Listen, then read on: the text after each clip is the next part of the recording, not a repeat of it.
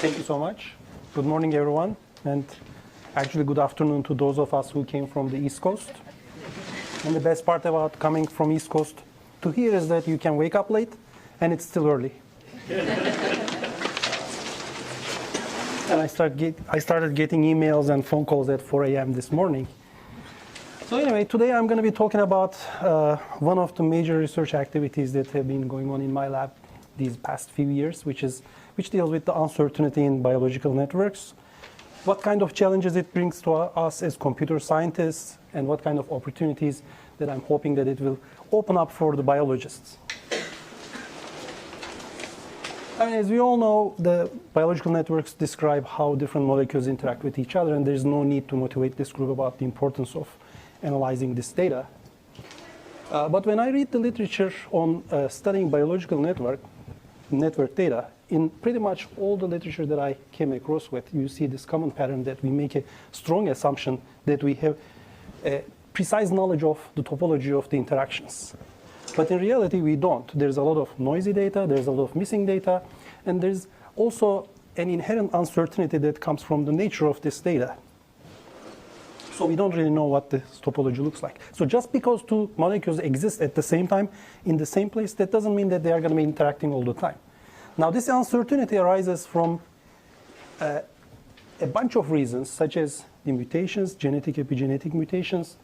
The size of the molecules, like the larger molecules, maybe are going to be less likely to interact with each other than smaller molecules because of mobility reasons, or the abundance of the molecules that are interacting. In a recent paper, we even have observed that there's a relationship between the interaction, the chances to interact between the molecules, and the timing of the replication of different parts of the DNA. But today, I'm not going to be talking about the reasons behind the uncertainty. I'm going to be talking about the implications. Now, typically we represent a biological network using a graph. An uncertain biological network, we are going to represent it with a graph with probabilities attached to it. And here is a small example, which will hopefully give us a feeling of where the challenges arise from. In this small example, we have 3 nodes, 2 interactions, and the numbers on these interactions indicate, hypothetically, the probability of observing those interactions, 0.3 and 0.6. Now, because we don't know what the actual topology looks like, maybe both of the interactions are going to be missing, then the topology will look like this. And this will happen with a certain probability, which we can calculate by multiplying the probability of absence of those edges. I understand there's a assumption that's being made that the interactions are independent, which I'll come to it later. Or maybe... But don't you forget the probability that BC exists?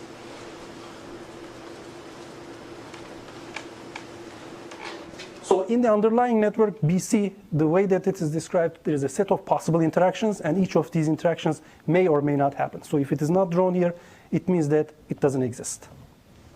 So thanks for pointing that out.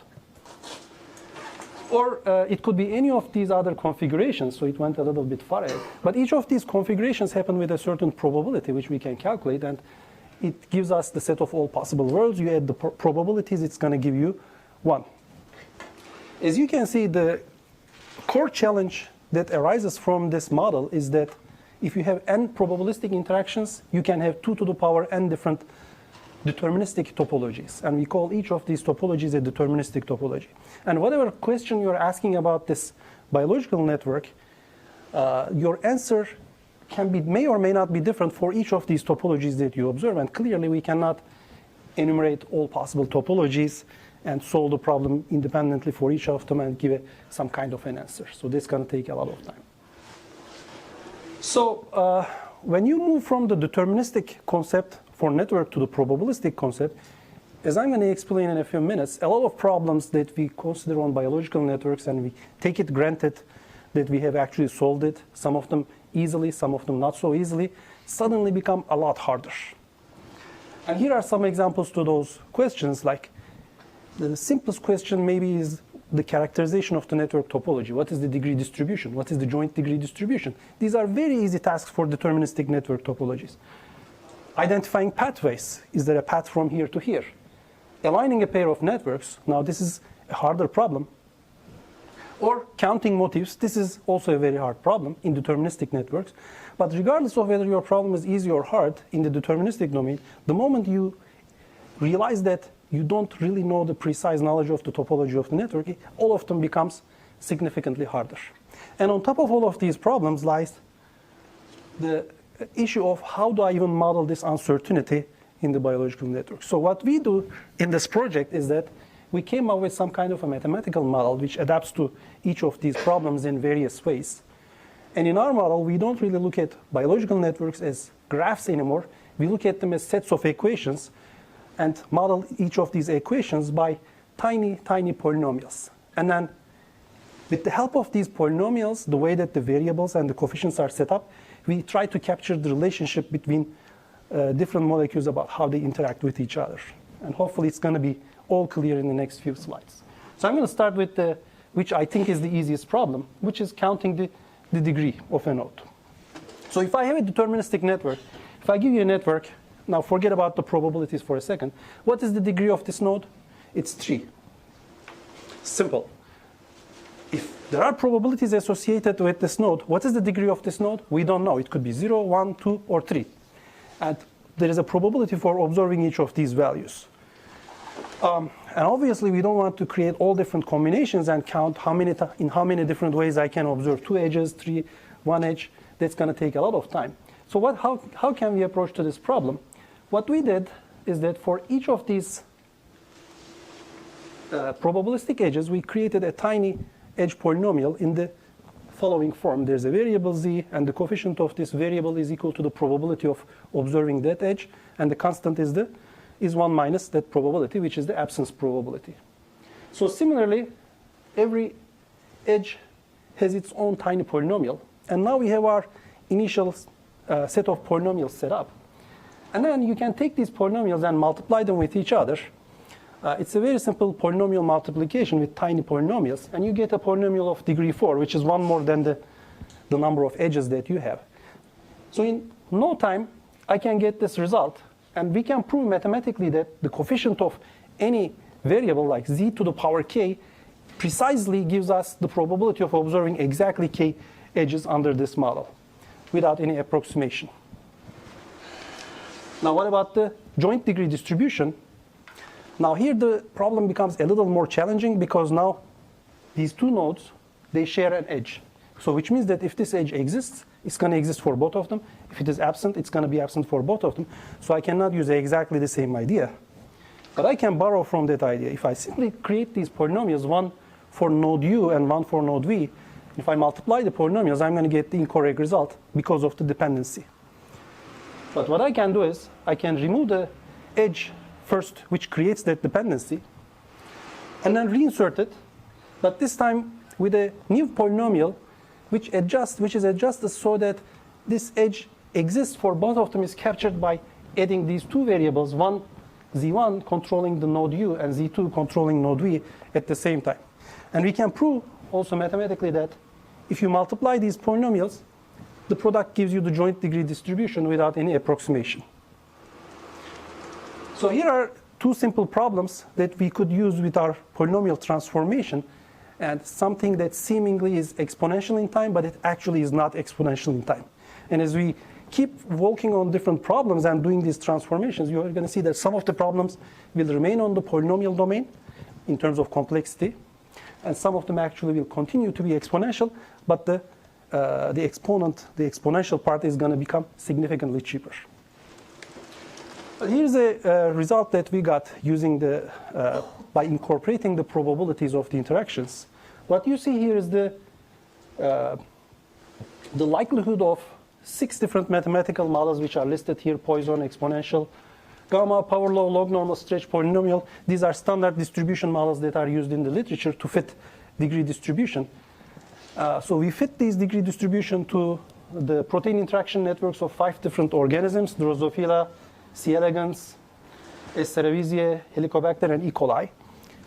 P and D here indicate the probabilistic and deterministic model. So what you're going to see in this table is that consistently in all the instances that the probabilistic method, incorporating the probabilities will give you much better likelihood than the deterministic one. So you can fit much better by taking the interaction probabilities into consideration.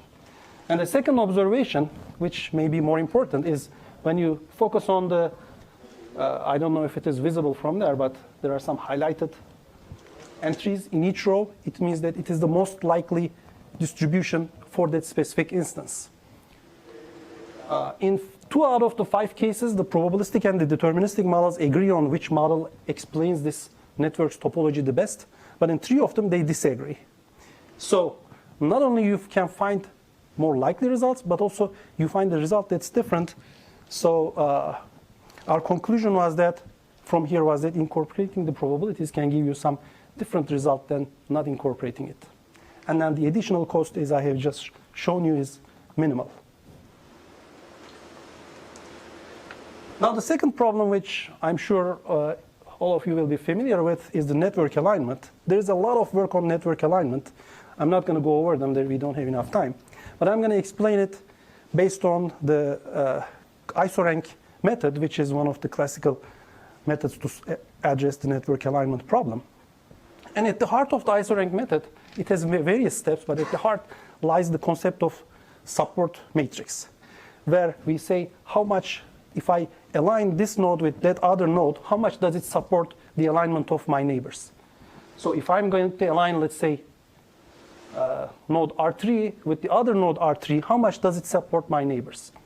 And in the classical isorank method, what they do is that you look at your neighbors. If this is a directed graph, you look at your backward neighbors. How many backward neighbors do I have? 2 on one side and 1 on the other side. So how many different combinations do I have? 2 times 1, 2. So how many forward neighbors do I have? 1 and 2. How many different ways to map my forward neighbors? 4, 2. So 2 plus 2 is 4. So your support, the support of aligning the blue R3 with the red R3 becomes split into 4 different pairs of forward and backward node pairs.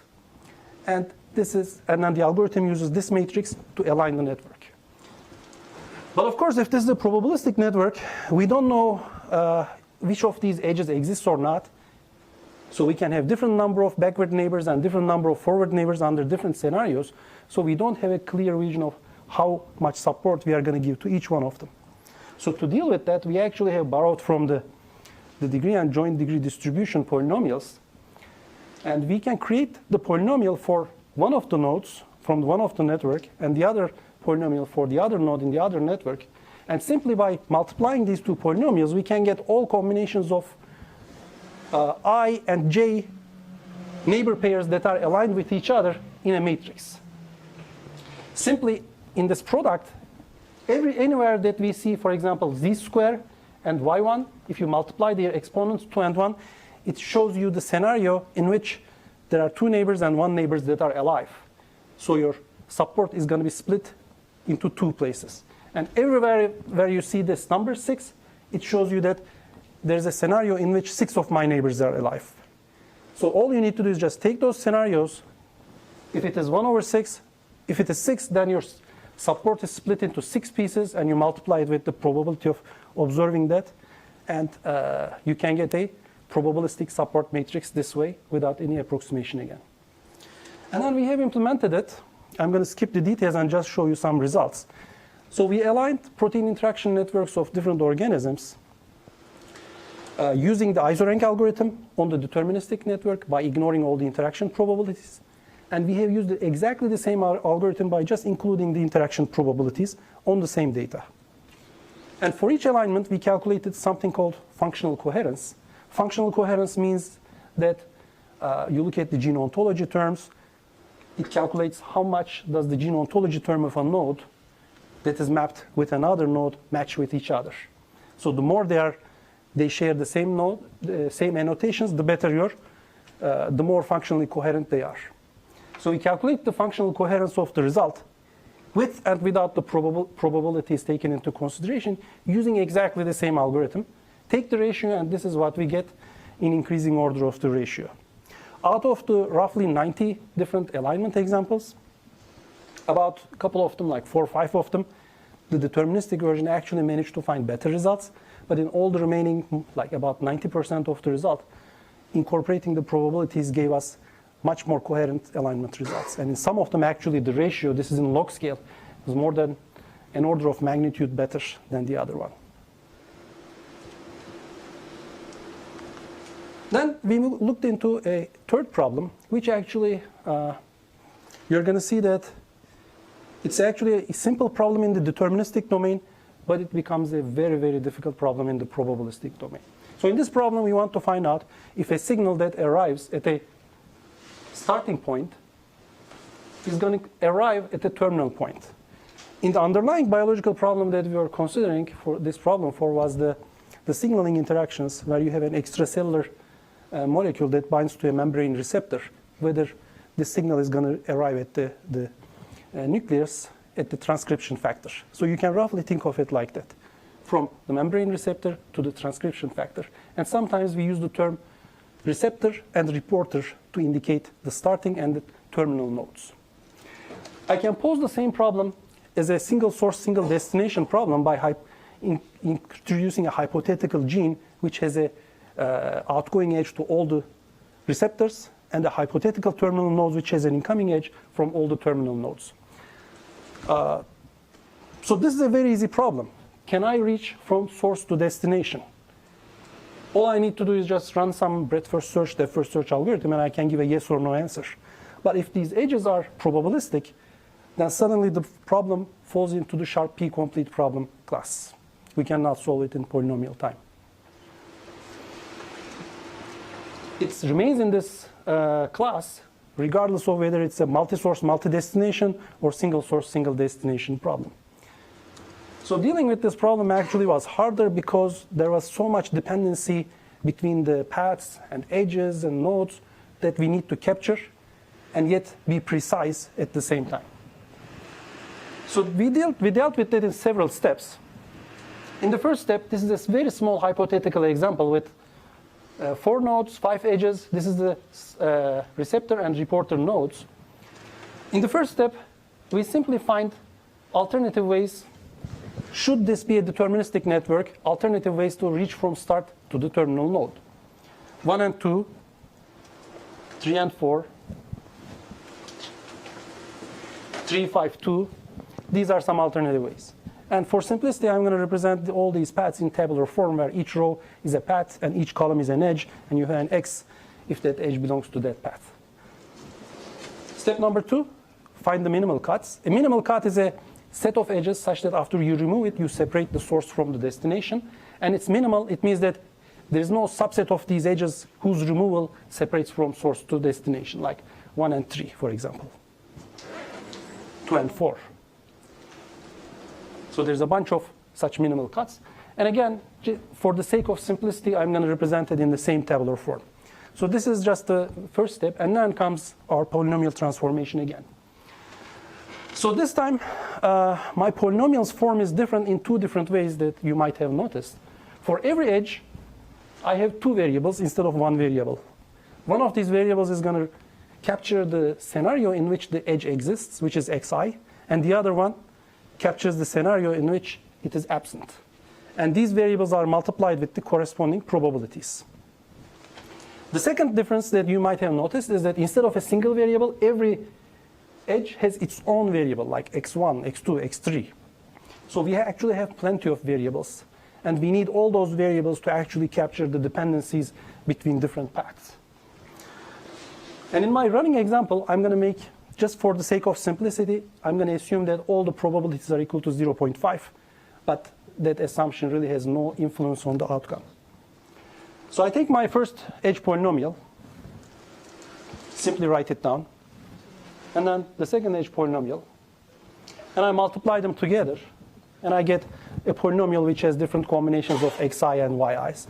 But here you might have noticed that one of these terms, which is the last term here, x1, x2, actually corresponds to the scenario in which I can definitely reach. So I don't care what happens from this point, I can always reach.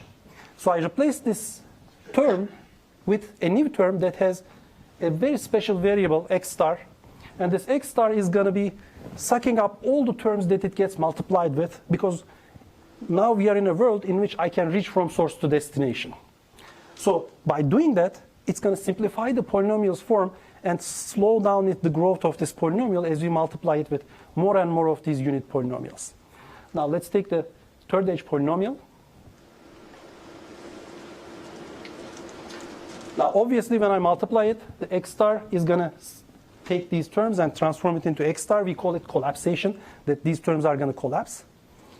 But on top of that, something else is going to happen. When y3 is going to get multiplied with, let's say, y1, you are going to be falling into this row where you have a cut that's active. It means that now I'm in a world in which I cannot reach from source to destination no matter what happens. So for all those cases, I'm going to collapse them into my second special variable, which I called y star. So both of these variables, when they get multiplied with somebody, they collapse those terms into either x star and y star, so you have fewer and fewer terms. So when you continue this multiplication, eventually you are guaranteed to end up with only 2 terms instead of an exponential number of terms. And the coefficient of the term x star is guaranteed to be the probability that you can reach from your source to destination. So this was good only if you can collapse.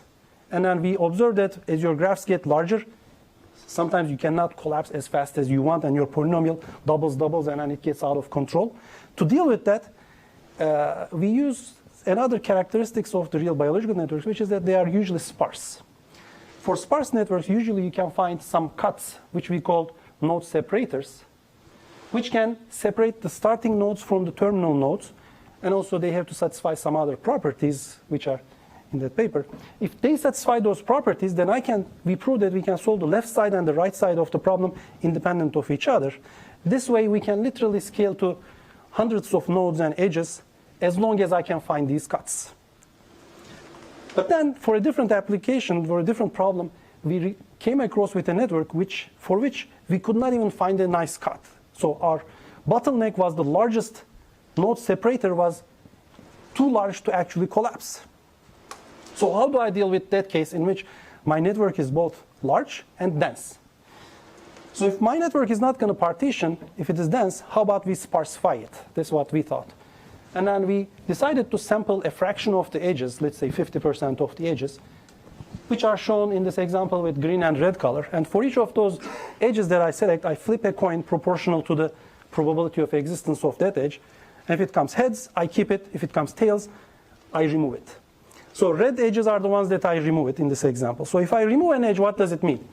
Obviously, I get rid of one of those polynomials. So my polynomial problem becomes smaller. But more importantly, when I remove that edge, now this node can be pushed out of the node separator, making my node separator size small, which was the bottleneck of this problem. And I remove this other guy, and the corresponding node can also be pushed out of the node separator. Now, instead of having 2 problems of size 3 each, I end up having 3 problems of size 2 each. And it is exponential in the size of this problem, so reducing it by some amount actually exponentially cuts down my cost. And obviously, the last benefit is that for the green edges, which are guaranteed to exist, because now they guaranteed they exist, instead of a polynomial with 2 terms, I have a polynomial with 1 term. They also slow down the growth. So anyway, using this, we could solve it. Of course, now you are inaccurate. You need to run it a bunch of times to calculate confidence interval in your result. I'm going to show you some results, interesting results, and finish in 2 minutes.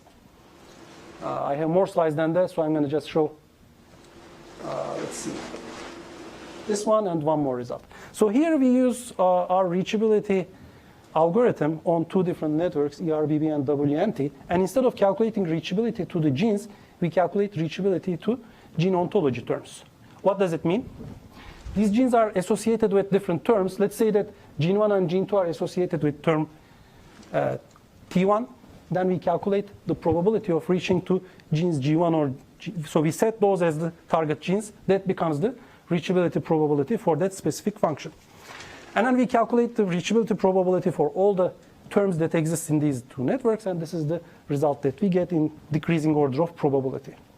Now, should we look at these networks without the interaction probabilities? The only thing that you are going to see is that one of them has 90 terms, then the other one has 50-something terms, and WNT is serving a lot more functions than ERBB. By taking the probabilities into consideration, we can see that although WNT has a lot of functions that it's serving, many of them are actually being executed with a small probability when ERBB, with those fewer functions, many of them are having a high probability. So it made it possible for us to see that. And the other result that I want to show is actually here. So here, we use the human transcription regulatory network, and for different source and destination pairs, we calculate the reachability probability. So what you see here in every row is the interaction probabilities calculated for different specific cancer type, lung cancer, ovarian cancer, and so on and so forth. And each column corresponds to a pair of source and destination. Apoptosis, cell cycle, and P53 networks. Obviously, the first thing that you are going to notice when you look at it here is that certain cancer types are clustered together in different networks. That's a good answer. But I think the more interesting result is if you focus on some of these columns in which one of these cancer types, like here, differentiate from the rest of the cancer types significantly. So what is that source and destination pair for which the lung cancer has a significantly higher reachability than the other cancer types? When you look at these, you see, for example, here we see PRKCA, which is actually associated with the spread and with the spread of and the severity of the lung cancer. So we hypothesize that with the help of this algorithm, by taking the probabilities into consideration, of course, we can capture phenotype-specific signatures that are maybe not so easy to calculate without calculating the probabilities. Because without the probabilities, all these networks are going to look identical to each other. So I'm going to skip my last problem, which actually, this is an ongoing problem, so I don't even have the solution posted here.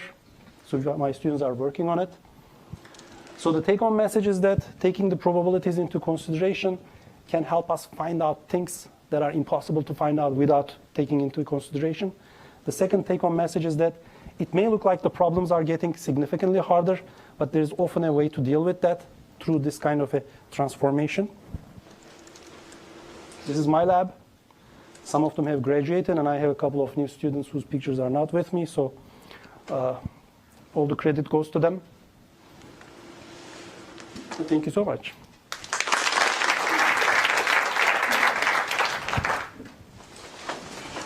Time for a few questions. Your polynomials are the same thing as what's usually called a generating function, right? Probability generating functions, yes. And then the way that you set up changes from one problem to another problem because you have to do it in a way that it captures the relationship between the interactions in the right way. By conditioning on... By conditioning, that's right. And I actually didn't even have time to talk about how we get rid of this independent probability assumption, but there's a way to set up those probability generating functions which creates the dependency between neighboring edges. Teresa? I was wondering how much the difficulty of the problem was depending on the fact that you consider directed graphs, while usually most of the interaction would not necessarily be directed. Actually, we consider both directed and undirected graphs. It's just that some of these examples, toy examples that I'm giving, they are drawn in that way. For the reachability problem, for us, it's easier to work with the directed graphs because of the concept of the node separators. They have to satisfy some properties.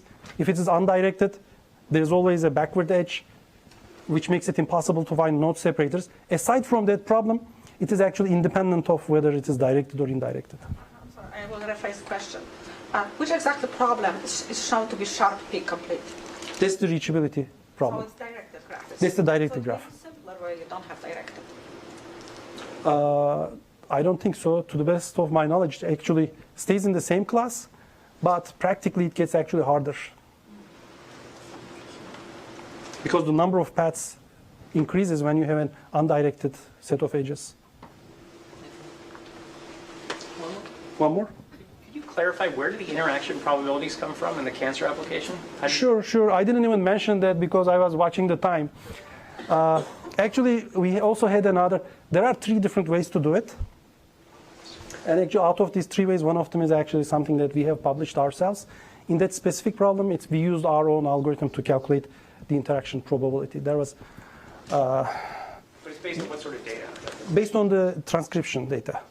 based on the gene transcription data. What we do is we look at the correlation between the transcription patterns, let's say of lung cancer patients between this source and that destination for a lot of source destination pairs. And then we solve the inverse problem of reachability actually. We say, hey, what should be the individual probabilities so that the reachability probability is going to be equal or proportional to the correlation between them. Correlation and expression, so it's like a That is right. So we use, and then the other two methods, actually they also, one of them also uses correlation. It's by Rodet, Sharan, and some of the co-authors.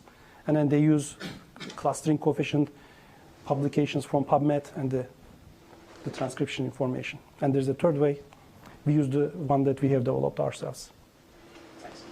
So I think we better stop there for now. We can take more questions over lunch, but thank you.